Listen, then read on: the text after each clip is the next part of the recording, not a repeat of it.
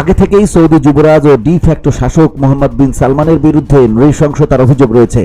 নিজের স্বপ্ন বাস্তবায়নে উচ্চাভিলাষী নিয়ম সিটি বাস্তবায়নের পথে কেউ বাধা হয়ে দাঁড়ালে তাকে মেরে ফেলার ক্ষমতা দিয়েছিলেন নিরাপত্তা বাহিনীকে। এবার তার বিরুদ্ধে আরও এক গুরুতর অভিযোগ ও ভয়াবহ কেলেঙ্কারি ফাঁস হয়েছে। বুধবার মিডল ইস্ট আইয়ের এক প্রতিবেদনে এ তথ্য জানানো হয়েছে।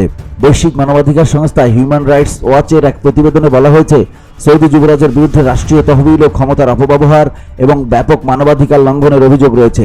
বুধবার এ সংক্রান্ত একটি প্রতিবেদন প্রকাশ করেছে HRW।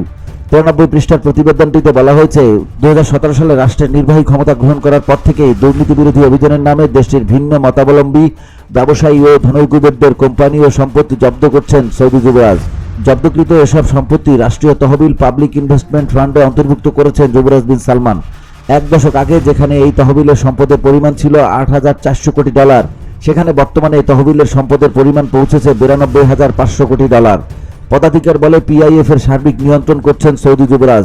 ফলে তহবিলের অর্থ কোন খাতে কিভাবে ব্যয় হবে সে সম্পর্কে তার সিদ্ধান্তই চূড়ান্ত। PIF এর অধীনে সবচেয়ে বড় প্রকল্পের নাম নিয়ম।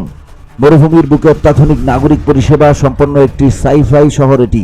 হিউম্যান রাইটস ওয়াচের দাবি, নিয়ম সহ PIF এর বিভিন্ন প্রকল্পে কর্মরত শ্রমিকদের অধিক সময় কাজ করতে বাধ্য করা, দুর্ব্যবহার ও নির্যাতন এবং আন্তর্জাতিক শ্রম আইনের ঘোরতর লঙ্ঘনের অভিযোগ রয়েছে সৌদি সরকারের বিরুদ্ধে। প্রতিবেদনে বলা হয়েছে, PIF এর বিভিন্ন প্রকল্পে যেসব শ্রমিক কাজ করছেন তাদের প্রায় সবাই অভিবাসী শ্রমিক কিংবা দেশটির গ্রামীণ এলাকাগুলোর গরিব ও কর্মজীবী শ্রেণীভুক্ত মানুষ। 2017 সালে ক্ষমতা গ্রহণের পর জ্বালানি তেলের উপর নির্ভরতা কমিয়ে অন্যান্য অর্থনৈতিক খাতকে শক্তিশালী করার ঘোষণা দিয়েছিলেন মোহাম্মদ বিন সালমান। জানান, আগামী 2030 সালের মধ্যে পর্যটন, শিক্ষা ও অন্যান্য অর্থনৈতিক খাতকে জ্বালানি তেলের চেয়ে বেশি শক্তিশালী খাত হিসেবে গড়ে তুলতে চায় সরকার।